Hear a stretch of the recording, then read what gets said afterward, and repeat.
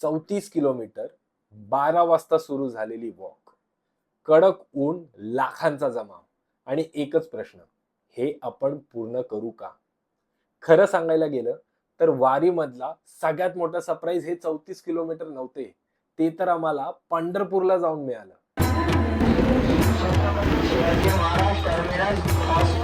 दरवर्षी लाखो वारकरी पंढरपूरकडे पायी निघतात. मागच्या वर्षीसारखं या वर्षीही मला हे एक्सपिरियन्स करायचं होतं. प्लॅन एकदम सिंपल होता. 9 वाजता ट्रेन पुण्याला पोहोचणार होती. 10ला आम्हाला वॉक सुरू करायचा होता. पण जर प्लॅन प्रमाणे सगळं झालं असतं तरी गोष्ट इतकी इंटरेस्टिंगच नसती. मी आता सध्या ठाणे स्टेशनला आहे आणि दरवर्षी काय म्हणजे हा माझा दुसरा टाइम आहे आणि आपण चाललोय वारीला. ऑलमोस्ट 6:30 वाजता आहेत आणि आता ठाणे स्टेशनवरनं पुण्यासाठी निघणार आहोत. चांगल्या प्रकारे कॉन्टेंट क्रिएट करायचा प्रयत्न करायचा आहे. Long form. शेवटी मागच्या वर्षी आपण फक्त रील्स काढलेले.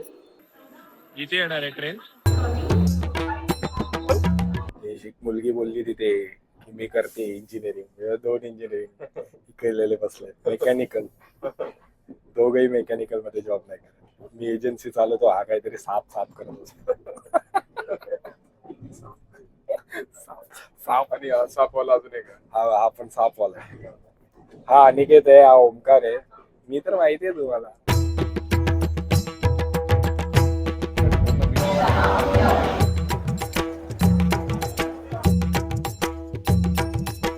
आमची ट्रेन 1.5 तासाने लेट पोहोचली. पुण्याला पोचता पोचता 10:30 झाले. वारी सुरू असताना मेन रस्ते बंद असतात, सो हडपसरला पोचायला वेळ गेला. वारी सुरू करता करता 12:30 वाजले.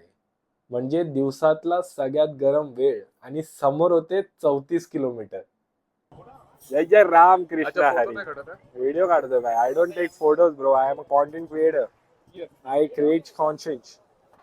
सो आम्ही शेवटी हडपसरला पोहोचलोय आणि आता आम्ही पालखीला जॉईन करणार आणि इकडनं आम्ही स्टार्ट करणार चालायला. पहिले काही किलोमीटर तर खूप एक्साइटमेंट मध्ये गेले. सगळीकडे ज्ञानोबा, तुकाराम, ताल, ढोलकी, भजन सगळे एकच दिशेने चालत होते. आपण वारीला चालायला सुरुवात केलेली आहे आणि तिथे तुम्ही बघू शकता तुकाराम महाराजांची पालखी चाललेली आहे. महाराज की जय.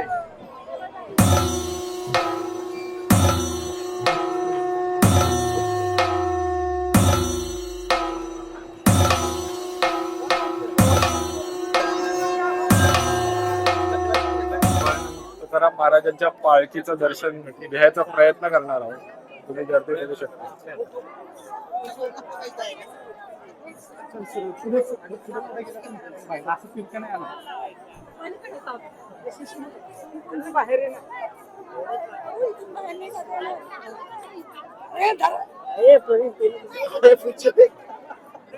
मला नाही वाटत जाता येणार. आमच्या बरोबरचे 2 जण हरवलेत आणि आम्ही त्यांना शोधतोय आणि दोघे बुटके आहेत आणि या समुद्रात काही नाही दिसणार आहे.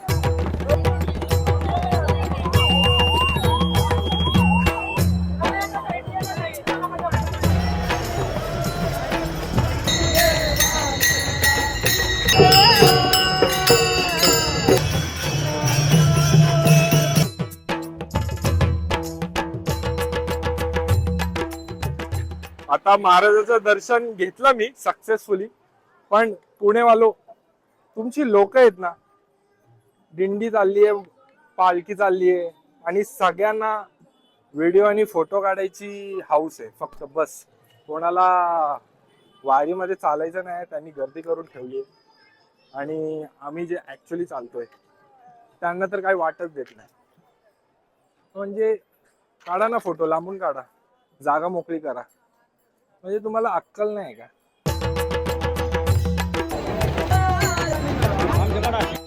पण हळूहळू उन्हाचा त्रास जाणवायला लागला. पाय दुखायला लागले. पाण्याची बॉटल संपत आली आणि प्रत्येक किलोमीटर नंतर असं वाटायचं की अजून खूप बाकी आहे. शेवटी आपण नाणे घाटावर, नाणे नाही रे, काय रे, होय ओमकार, या घाटाचं नाव काय आहे? नाणेघाट, नाणेघाट. सॉरी दिवे घाट.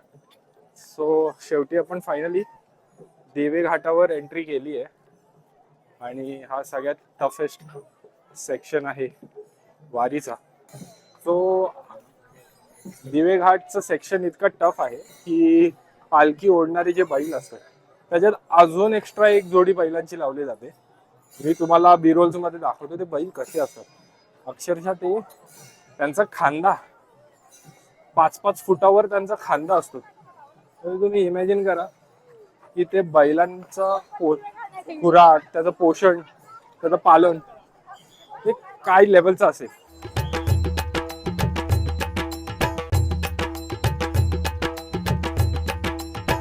पण एक गोष्ट सतत मोटिवेट करत होती. माझ्या आजूबाजूला सगळे वारकरी, काही वयस्कर, काही लहान मुलांसोबत, काही बिनचपलेने चालू होते, काही डोक्यावरती तुळस घेऊन. पण कोणी कंप्लेन करत नव्हता. ते थकत होते, पण त्याहून मोठी त्यांची श्रद्धा होती. दिवेघाट चढण्याच्या आधी ना एक खूप सुंदर गोष्ट नोटीस केली की एक रिपोर्टर एका बाईला प्रश्न विचारत होता आणि त्याने तिला विचारलं की तुमच्यासाठी वारी काय आहे. म्हणजे वारी काय आहे तुमच्यासाठी? एवढं वारी म्हणजे काय तुमच्यासाठी? आणि ती काय बोलली, ती असं म्हणाली की जेव्हा 1947 मध्ये भारत स्वतंत्र झाला, पण आम्ही महिला अजूनही स्वतंत्र नाही झालो आहोत. ज्या गावाकडच्या त्या महिला पर्टिक्युलर असतात, काबाड कष्ट एवढं त्यांचं आयुष्य असतं. तर वारी म्हणजे आमच्यासाठी स्वतंत्रता आहे, म्हणजे त्यांच्यासाठी फ्रीडम वारी आहे. म्हणजे इतका खोल विचार आहे हा की एक त्यांना फिरायला मिळते, देवाच्या ठिकाणी यायला मिळते, ह्याला सुद्धा ते स्वातंत्र्य म्हणतात आणि ते खुश आहेत. पण तिचं त्या स्त्रीचं हे उत्तर होतं. क्रेझी. म्हणजे काय नवीन पर्स्पेक्टिव्ह मिळालाय आपल्याला की आपण कॉन्टेंट क्रिएट करायला किंवा एक कनेक्शन फील करायला एक दिवस चालायला येतो. एक दिवस 34-32 किलोमीटर चालायचा प्रयत्न करतोय. सेकंड अटेम्प्ट आहे. बट कुणासाठी हे पूर्ण effort is just basic as freedom. म्हणजे किती समजत नाही मला कसं एक्सप्लेन करू. आपण दिवे घाटाच्या पलीकडे आहोत. आतापर्यंत आम्ही काहीतरी 20-22 किलोमीटर केले असतील. स्टेप्स पण सांगतो थोडा इथे टाकतो, पण सीन बघा. कानडा राजा पंढरीचा, कानडा राजा पंढरीचा.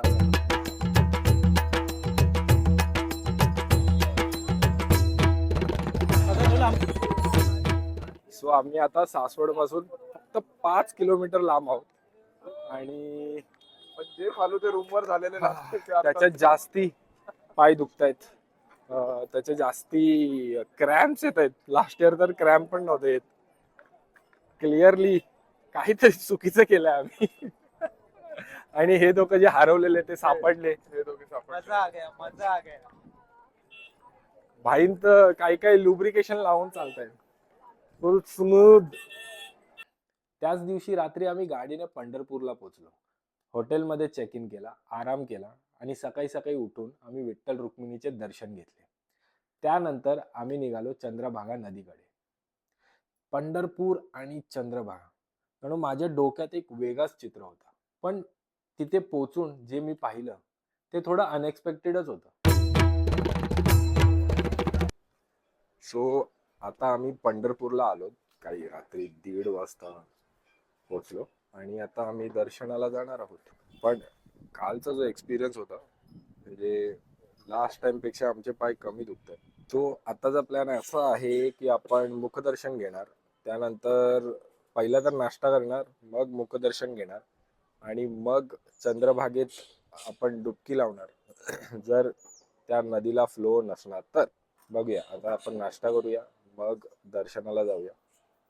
दर्शनाला फोन नाही घेऊन जाऊ शकत, आपल्याला फोन लॉकरमध्ये ठेवावं लागतं. सो त्याचं काही फुटेज किंवा काहीच नसणार आहे. पण बाहेर आल्यावर आपण कंटिन्यू करूया पुढचं. आता आपण नाश्ता करणार. पहिला तर नाश्त्यात काय खाणार कोण? बघू आता काय अवेलेबल आहे. जे अवेलेबल आहे ते आपण खाणार नाश्त्याला. मला हा व्हिडिओ कसा एंड करायचा मला माहिती नाही, पण आपण बघू चंद्रभागेच्या इथे बसून. चंद्रभागेच्या इथे आपल्याकडे बॅग नसतील ना? अरे नाही, एक सुट्टे आहेत 10 रुपये, 10 रुपये आहेत.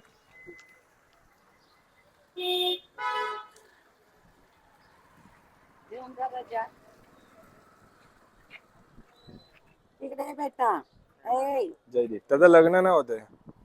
त्याचं लग्न त्याच मग बोलवा की आशीर्वाद. हे इथे लग्न नाही होतं ना तुझं, आणि याचं वजन नाही कमी होतंय.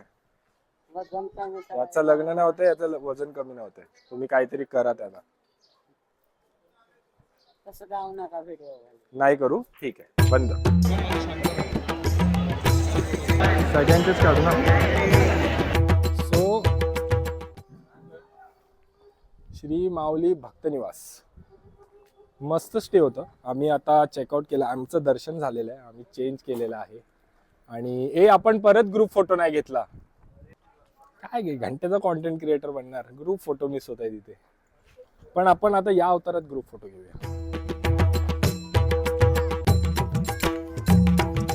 कॉन्टेंट क्रिएटर बनणार. चंद्रभागेत पाणीच नाहीये, आम्हाला तुम्हाला दाखवतो. सो ही चंद्रभागेचा हाल आहे, पाणीच नाही ते. आमचे घसरतायत, माउंटेन गोट घसरतायत आमचे. आता काय करणार.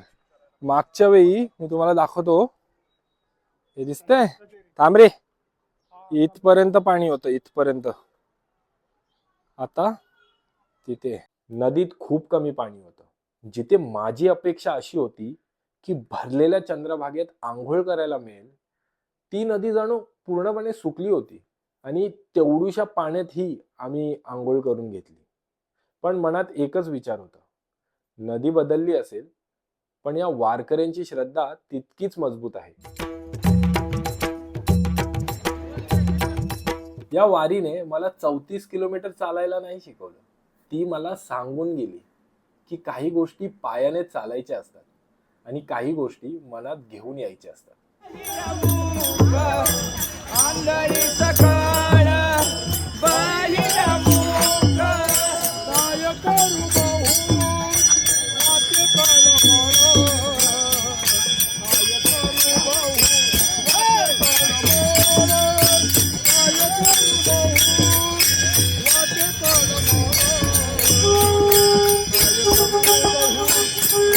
Follow